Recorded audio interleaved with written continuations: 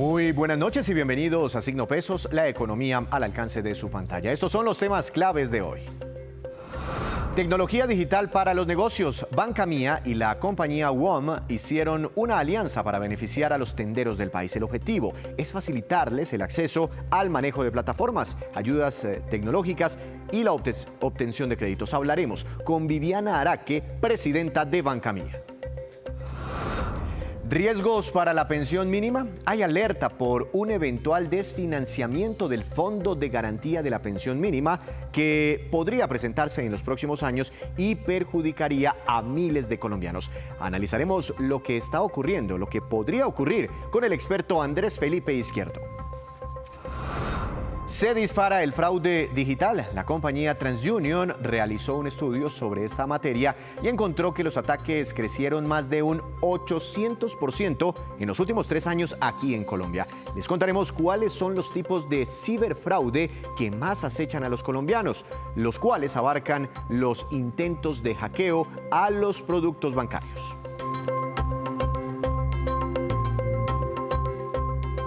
Y comenzamos esta emisión de Signo Pesos hablando de la economía popular, la cual comprende a los millones de pequeños negocios y los emprendimientos del país.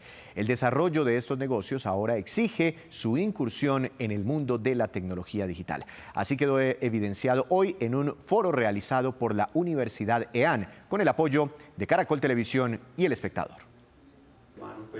El primer panel fue sobre emprendimiento y transformación digital, 2 áreas que plantean retos en materia laboral. Lo primero es que la tecnología plantea nuevos escenarios de prestación de servicios y que esos nuevos escenarios no responden a los preceptos que teníamos comúnmente del empleo, que además son generadores de trabajo, pero requieren también innovación desde el punto de vista de la posibilidad de proteger los derechos de los trabajadores, que casi siempre son mensajeros, que son usuarios de prestar servicios de transporte o bueno, en muchos ámbitos.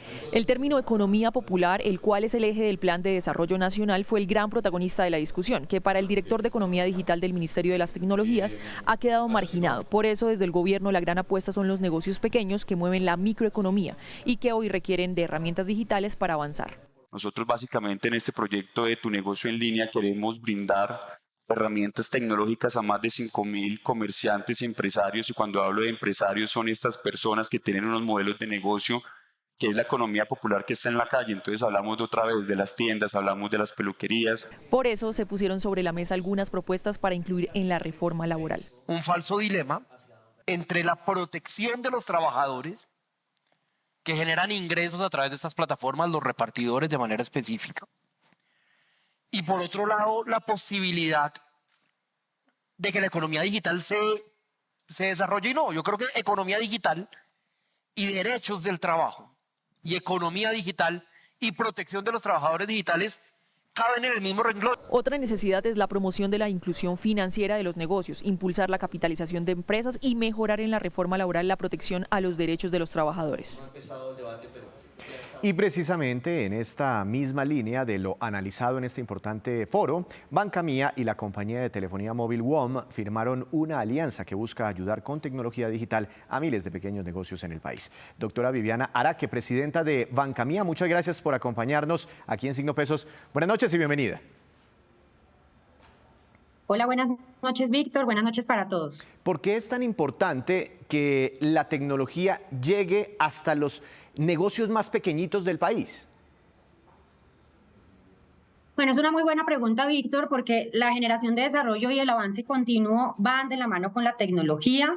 Por ejemplo, en el campo podemos hablar de tecnificación, industrialización, de la mano de la tecnología, y en la medida en la que los microempresarios puedan acceder a este tipo de recursos, sus negocios tienen todas las posibilidades, primero, de ser sostenibles y de crecer, digamos, de manera más rápida, encontrando nuevos mercados, nuevos proveedores e incluso nuevas formas de distribución. Para ellos la tecnología puede estar representada hoy en el uso de WhatsApp y es totalmente válido como un canal de entrada a estas nuevas formas también de interactuar con sus comunidades, con sus clientes. ¿Qué pasa con esos pequeños negocios que sí, que así su core business no sea su, digamos, el núcleo de sus ventas, de su negocio, no sea tecnológico, pues no tengan una pata en la tecnología, no tengan algún tipo de contacto con la tecnología? Mira, yo creo, Víctor, que en el tiempo vamos a ver unas transformaciones importantes en el mercado, se vienen dando, y claramente vamos a reconocer la diferencia entre un negocio que incorpora tecnología y el que no. Aquel que incorpora tecnología, muy seguramente, y ya lo hemos comprobado, puede avanzar más rápido, encuentra mejores oportunidades y también mayores formas de resistir también a cambios drásticos de mercado.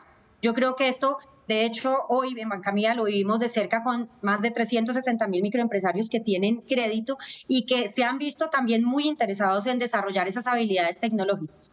En la pandemia, por ejemplo, muchos de ellos, una vez habilitaron WhatsApp, redes sociales para vender, pudieron también desarrollar nuevas formas de llegar a sus clientes. Yo creo que hoy la tecnología es un habilitador y sí va a generar una diferencia que ya hoy la estamos percibiendo, pero que de largo plazo pues va a marcar también la sostenibilidad de las empresas, por pequeñas que éstas sean.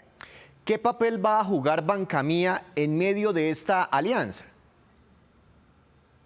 Bueno, pues yo creo que aquí hay algo bien importante y es que como hemos encontrado puntos en común, ambos estamos trabajando por el desarrollo económico y social de los colombianos y en este caso de los microempresarios, iniciando por los tenderos. En los tenderos vemos, digamos, unas condiciones muy favorables para que la tecnología les apalanque, digamos, el mayor flujo también de recursos, de distribución y demás.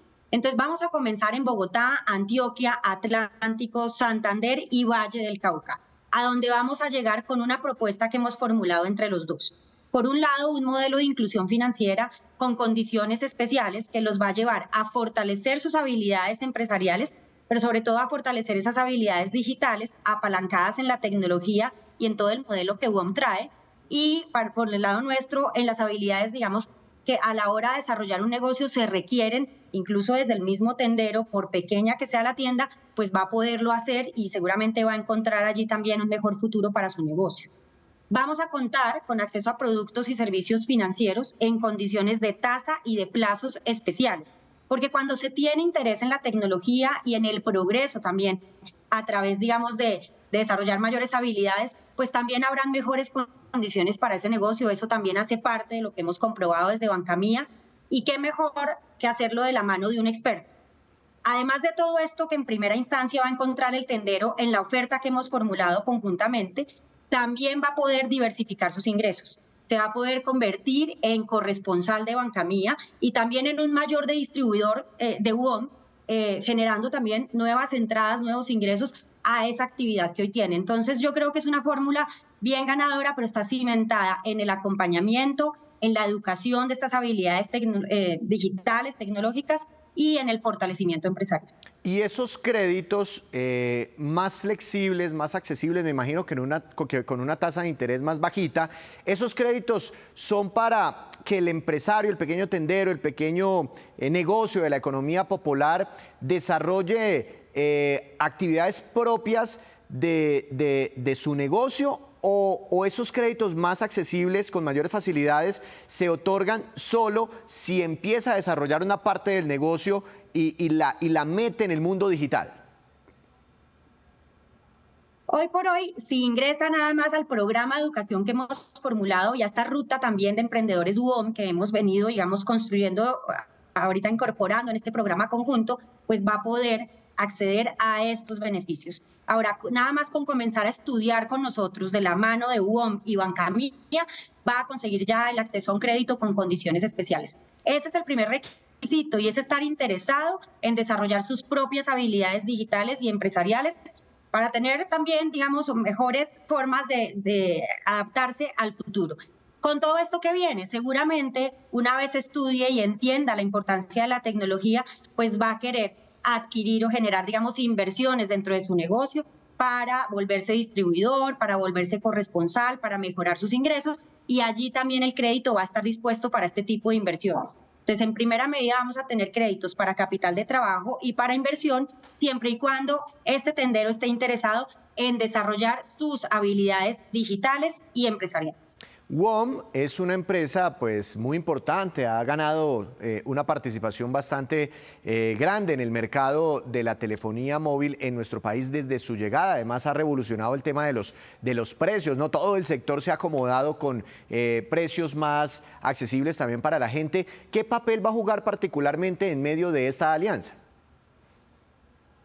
Pues hoy por hoy estos tenderos con los que vamos a trabajar hacen parte ya de un programa de fidelización, socios WOM, que tienen ellos planteado, digamos, como uno de sus principales canales de distribución o su canal tradicional. Y esto pues le va a permitir a la compañía también fortalecer aún más su relación con ellos, ¿no? Profundizar y, digamos, desarrollar en ese propósito de desarrollo social y empresarial y digital, pues con Bancamía lo van a poder hacer de mejor forma. Entonces, WOM va a fortalecer su programa de socios WOM de la mano de la alianza. Además, asume pues todo el compromiso de ofrecer a los tenderos una formación de altísima calidad, que ya hoy está aprobada y formulada también para este canal, en competencias emprendedoras enfocadas en lo digital. Yo creo que aquí la experiencia de los dos actores sumadas va a hacer también que tengamos un nivel de transformación importante en los tenderos del país. Y yo creo que es una fórmula ganadora para ellos porque van a encontrar conocimientos base, pero también la forma de ponerlos en práctica en su negocio. Le voy a hacer dos preguntas en una. Usted me habla de tenderos, ¿no? Me ha hablado de tenderos durante toda la entrevista. ¿A qué tipo de negocios se refiere y más o menos qué alcance podría tener este programa? ¿Cuántos tenderos podría llegar en el país o en estas ciudades inicialmente? Y bueno, si alguno de ellos la está viendo en este momento y está interesado, hombre, me llama la atención la alianza Bancamía WOM, ¿qué debe hacer? Bueno, pues en principio hemos seleccionado 2.000 tenderos en las ciudades que mencioné, Bogotá, Antioquia, Atlántico, Santander y Valle del Cauca, para llegar con este modelo. Pero está claro que tenemos un potencial hoy por hoy de más de 70.000 que ya están trabajando en este programa de socios WOM. Sin embargo, dada también el alto nivel de interés que ha despertado en los tenderos del país esta alianza, pues tenemos la oportunidad de que se vinculen a Bancamía y a partir de ello o a WOM también en cualquiera de estos dos programas y entren ya al programa que hemos formulado conjuntamente. Así que pues yo hago un llamado a todos los tenderos para que se acerquen a nuestras oficinas, conozcan el programa y la forma de acceder. En principio, Bancamía tiene dispuesto la plataforma Facilitamos su Progreso, donde ya se pueden matricular de forma gratuita, registrando sus datos y comenzando a cursar estos módulos. Los módulos que tenemos allí para precisamente el cierre, digamos, de estas brechas digitales, para fortalecimiento empresarial. Y una vez ya estemos allí, podemos hacer parte del programa. Entonces, hoy tenemos un piloto seleccionado de 2.000 con un alcance planteado, digamos, de corto plazo de más de 70.000, pero seguramente se va a volver mucho más grande porque la comunidad de tenderos del país es enorme. Hoy por hoy, pues es un canal que siguen prefiriendo, digamos, todos los barrios para adquirir de primera, digamos, productos de primera necesidad allí, que quedan cercanos, que hacen parte de las comunidades. Entonces le apostamos muchísimo a que el desarrollo de estos tenderos se dé también en este tipo de ámbitos y permita esto fortalecer un canal que hoy es muy querido por todos los colombianos también y que vive de cerca también las problemáticas de las comunidades y ayuda justamente a cerrar brechas tanto desde lo tecnológico como desde lo social. Doctora Araque, pues muchos éxitos con este programa. Cada día hablaremos más de la economía popular. Muchas gracias y que tenga una feliz noche. Muchas gracias, Víctor. Una buena noche para todos. La explicación desde Bancamía. Hacemos una breve pausa, pero cuando regresemos espere el reporte de Camacol sobre las ventas de viviendas durante marzo. Ya les contamos. Regresamos, volvemos a Signo Pesos. El tema pensional sigue causando preocupaciones en Colombia, pero no solo por los cambios que se plantean en este momento con la reforma al sistema pensional, sino también por un posible déficit que podría tener el llamado Fondo de Garantía de Pensión Mínima. Doctor Andrés Felipe Izquierdo, gerente de Integral Soluciones Pensionales, buenas noches y bienvenido a Signo Pesos. ¿Cómo ha estado? Víctor, buenas noches para ti, tu equipo y toda la audiencia de Signo Pesos. Muy bien, afortunadamente. Antes de que me cuente su preocupación sobre lo que podría ocurrir, primero, ¿por qué no me ayuda con un ABC para entrar en contexto y para que nuestros televidentes entiendan? ¿Qué es eso del Fondo de Garantía de Pensión Mínima? Bueno, muy bien, Víctor. ¿Qué es el Fondo de Garantía de Pensión Mínima? El Fondo de Garantía de Pensión Mínima es una subcuenta que administran las administradoras de fondos de pensiones del régimen de ahorro individual, que es de naturaleza común, es decir, se financia de los aportes de todos los cotizantes a los fondos privados. Todos los cotizantes de los fondos privados les descuentan por disposiciones de ley el 1,5% de su salario de cotización para que se destine a esta cuenta común, que es con la cual se pagan las pensiones de aquellos pensionados de los fondos privados que no tienen el capital suficiente para pensionarse, pero que sí tienen las 1.150 semanas. Es decir, que gracias al Fondo de Garantía de Pensión Mínima, los fondos de pensiones pueden decir que allí un colombiano se pensiona con 1.150 semanas. Ah, es decir, de la ecuación, cuando estamos hablando de este fondo de garantía mínima, de esa ecuación está saliendo Colpensiones. Solo nos concentramos en el sistema privado de pensiones, ¿verdad?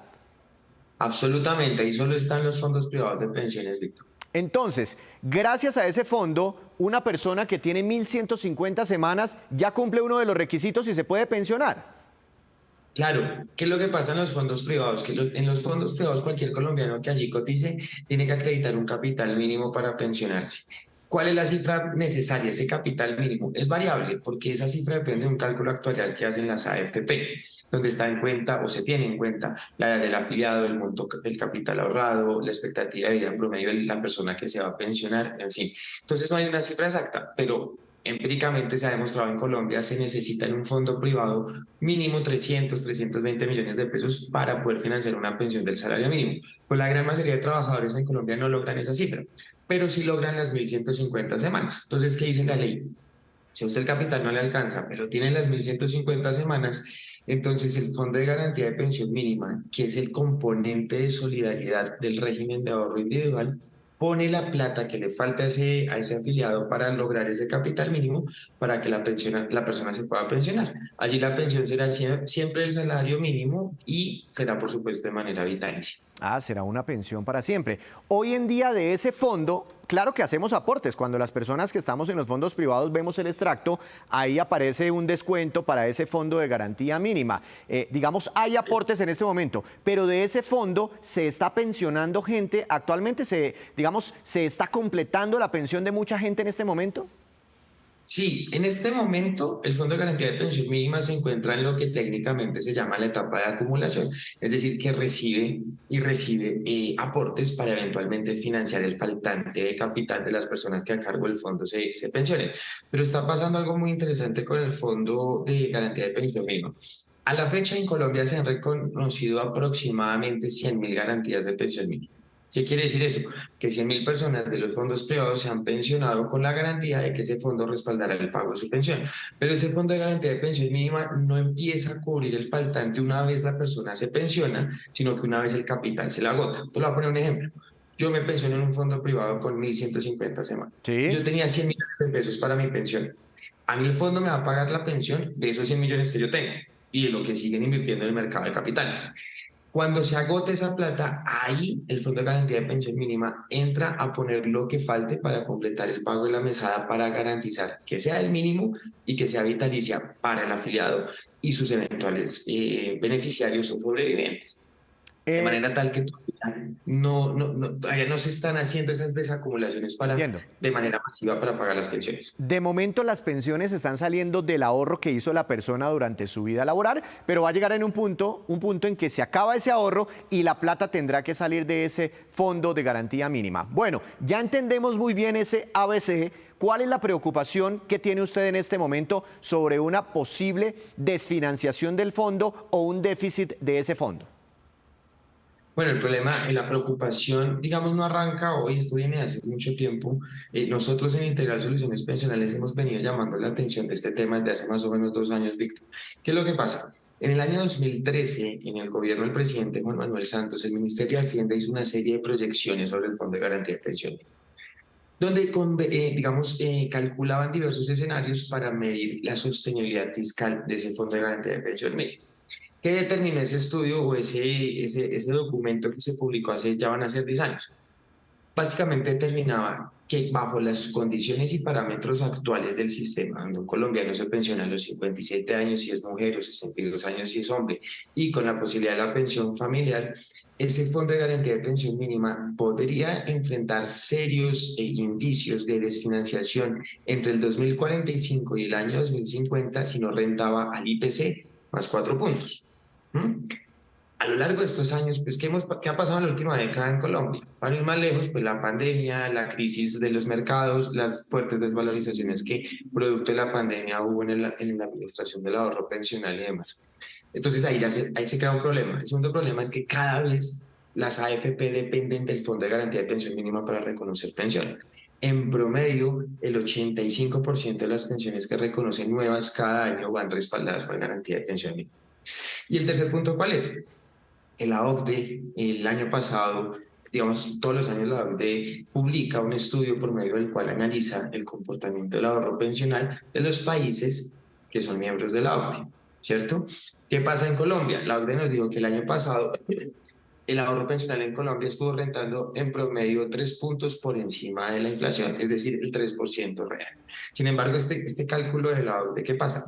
No podría no ser del todo exacto en la medida en que cuenta el flujo no pondera el flujo de aportes, es decir, lo tiene en cuenta para calcular la rentabilidad, pero usted no puede tener en cuenta para el cálculo de la rentabilidad los soportes que hacen los afiliados. Entonces, en el mejor escenario posible, ese fondo y el ahorro pensional en Colombia estaría rentando al IPC más 3. Sí. Y el ministro de Hacienda nos dijo en 2013 a los colombianos que si no estaba en el IPC más 4, se iba a desfinanciar antes de 2050. Pero entonces, doctor Izquierdo, siguiendo con el ejemplo aquí, mientras usted me daba esta respuesta, hice un cálculo, de pronto lo hice mal, con mi calculadora aquí con mi celular, y digamos, la persona ahorró 100 millones de pesos durante su vida, entonces 1.150 semanas, listo, se pensiona. Esos 100 millones de pesos no creo que le alcancen para obtener de su ahorro individual para recibir la mesada durante 7, 8, 9, 10 años como máximo, si no estoy calculando mal. ¿Qué pasa de ahí en adelante si está desfinanciado este fondo de garantía mínima? Que la persona, después de 7, 8, 9 años de empezar a recibir su pensión, ¿ya no seguirá recibiendo su mesada de ahí en adelante? No, eso sí nunca va a pasar y aquí el mensaje tiene que ser diáfano. No existe la más mínima posibilidad de que las personas dejen de percibir su pensión. En ese sentido, de cara a las personas, de cara a los afiliados y los pensionados, nunca van a tener el riesgo de que la pensión se les deje de pagar. Colombia, a lo largo de los más de 60 años que tiene su sistema de pensiones, no ha dejado de pagar una sola pensión y no va a pasar ahorita porque además el Fondo de Garantía de Pensión Mínima está respaldado por ley financieramente por el Estado. Es decir, que ya en la ley está cubierto que si eventualmente, no importa en qué época pase, pero si eventualmente se financia el Fondo de Garantía de Pensión Mínima, la nación debe responder por el pago de las mesadas pensionales que allí se reconozca. Entonces, digamos que de cara al afiliado no hay ningún problema. El problema La pregunta es de dónde sale la plata. Claro, y es que ahí es donde nace la preocupación de nosotros ahorita. La semana pasada pudimos conocer un texto del Ministerio de Hacienda que a mí me encantaría que el Ministerio pudiera aclararlo de cara al país porque nos dejó más dudas que certezas. ¿En qué sentido? En que este documento que nos entrega, en el que responde el Ministerio de Hacienda a una serie de inquietudes, más o menos concluye lo siguiente. Ellos concluyen que con la reforma pensional, evidentemente ya el Fondo de Garantía de Pensión Mínima no recibiría más aportes. ¿Por qué? Porque ahora Colpensiones administraría el ahorro pensional de quienes ganen entre 1 y 3 salarios mínimos y ahí para arriba lo administrarían los fondos privados de pensiones. Es decir, que por las pensiones del salario mínimo respondería el Estado. Colpensiones, sí. ¿Cierto? Entonces, en el escenario que contempla el Ministerio de Hacienda, ya no el Fondo de Garantía de Pensión Mínima entraría en lo que llamaríamos un eventual marchitamiento. Se va agotando hasta que, digamos, deje de pensionar personas. Exacto. Entonces, ¿qué pasa? ¿Qué cuentas está haciendo el Ministerio de Hacienda? Según ellos, son 76.000 garantías de pensión mínima. Según nosotros, son casi 100.000. Primero. Segundo, el Ministerio de Hacienda dice que en el marco del régimen de transición aspira que el Fondo de Garantía de Pensión Mínima reconozca 332.000 nuevas garantías de pensión mínima. Pero me surge la primera duda, ¿en qué ventana de tiempo está utilizando el Ministerio de Hacienda para decir que serán 332.000 pensiones? ¿Por qué no más? ¿Por qué no menos? Están hablando de un régimen de transición de 3, de 5, de 6, de 10 años. Eso no lo sabemos y creo que sería importante que eso se aclarara. Pero supongamos que son esas 332.000 más las 70.000 que el gobierno o el Ministerio de Hacienda dicen reconocer, son más o menos 408.000 garantías de pensión mínima que tendrían que estar respaldadas contra ese fondo de garantía de pensión. Lo que han demostrado diversos estudios y cálculos y proyecciones que se han hecho sobre el Fondo de Garantía de Pensión Mínima es que este fondo respalda aproximadamente el 60% del capital necesario para pensionarse. Es decir, que cada persona que se pensiona a través del Fondo de Garantía de Pensión Mínima tendría que ser respaldada por ese fondo en más o menos 180. Pero en última lo que me quiere decir usted es que esto aumenta el déficit pensional porque tienen que sacarse una gran plata. Absolutamente. Absolutamente, y no se está teniendo en cuenta la reforma pensional, y esa es nuestra preocupación, o al menos no en lo que se ha socializado hasta el momento. Entonces, ¿qué nos preocupa? ¿Cómo se va a respaldar? O sea, el Estado tiene que garantizar eso, y a la gente no se le va a dejar de pagar, pero ¿de dónde va a sacar la plata el Estado si hoy las reservas que tiene el Fondo de Garantía de Pensión Mínima son 33 billones de pesos, y eso no nos va a dar para cubrir 408.000 pensiones si el Fondo de Garantía de Pensión Mínima deja de percibir nuevos ingresos? Entonces, ese es el riesgo. La desfinanciación se nos podría anticipar y el Estado tendría que sacar de impuestos generales, de la plata de todos, más plata para financiar las pensiones del Fondo de Garantía de Pensión. Pues sería entonces otro cálculo que no se estaría teniendo en cuenta, o por lo menos no ha sido muy bien explicado dentro de esta reforma pensional que también está caminando por el Congreso de la República. Muy interesante este ABC, muy interesante esta explicación. Doctor Izquierdo, como siempre, un placer hablar con usted y aprender de estos temas pensionales. A ti, Víctor, y a Signo Pesos, todo su equipo, muchas gracias por la invitación. Ahí nos seguimos viendo. Intentaremos preguntarle sobre este tema al Ministerio de Hacienda o al Ministerio del Trabajo. Hacemos otra breve pausa, pero ya les contaremos cuánto podría costar la reconstrucción de Ucrania, una vez, por supuesto, culmine su guerra con Rusia. Ya volvemos.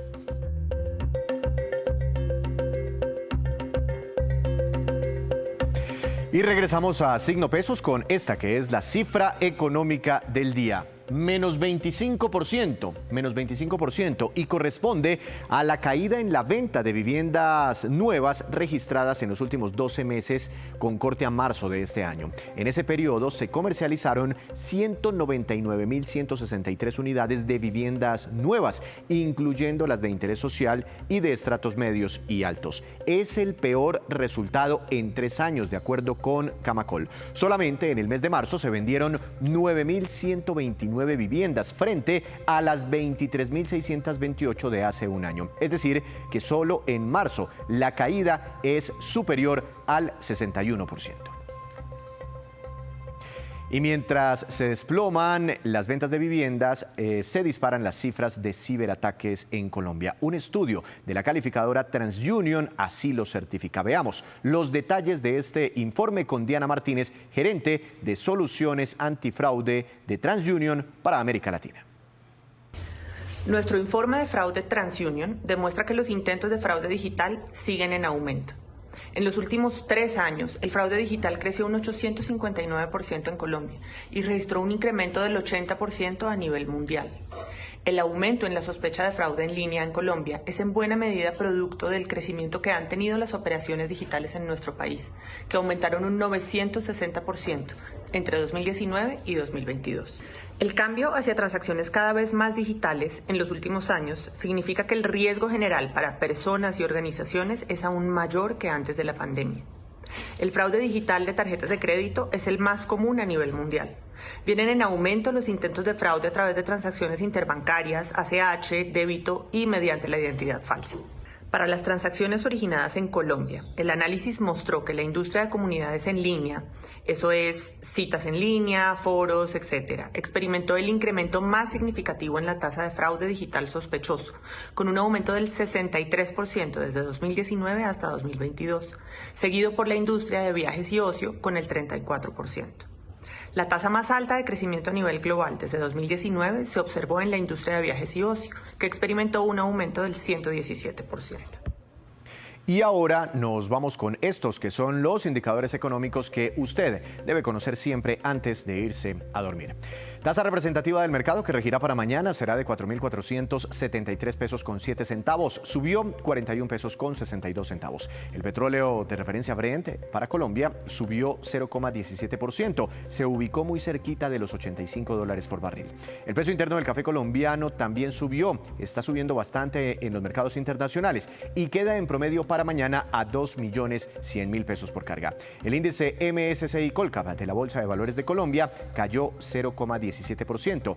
La acción más valorizada fue la de la Bolsa de Valores de nuestro país, con una ganancia de 4,83%, y la que más cayó fue ETB, que tuvo un retroceso de 6,43%.